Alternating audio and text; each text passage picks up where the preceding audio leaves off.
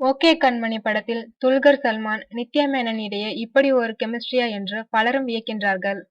தொடர் தோல்விகளை சந்தித்துள்ள மணிரத்னம் தற்போது இயக்கியுள்ள படம்தான் ஓகே கண்மணி. இதில் துல்கர் சல்மான், நித்யா மேனனை வைத்து அழகிய காதல் கதையை தனக்கே உரிய பாணியில் கையாண்டுள்ளார். இந்த படம் நிச்சயம் வெற்றி பெற்று தனது முக்கியமான படங்களில் ஒன்றாக அமையும் என மணிரத்னம் நம்புகிறார். படத்தில் வரும் மென்டல் மனதில் பாடலின் டீசர் ரசிகர்களுக்கு மிகவும் பிடித்துள்ளது. ரகுமானின் இசையில் படத்தின் அனைத்து பாடல்களும் வரும் 27ஆம் தேதி வெளியாகிறது. பாடல்களை கேட்க ரசிகர்கள் காத்துக் கொண்டிருக்கிறார்கள்.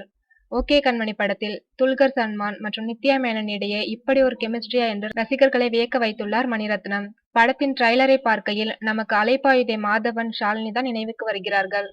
மென்மையான காதல் கதையை கையில் எடுத்துள்ளார் மணிரத்னம். இப்படத்தை அலைப்பாயுதே படத்தின் 2ஆம் பாகம் எனலாம் என்று ஒளிப்பதிவாளர் பி.சி. ஸ்ரீராம் தெரிவித்துள்ளார். ஓகே கண்மணி தெலுங்கில் ஓகே பங்காரம் என்ற பெயரில் ரிலீஸ் செய்யப்படுகிறது. இப்படம் தமிழ், தெலுங்கு மற்றும் ஹிந்தியில் ரிலீஸாக உள்ளது.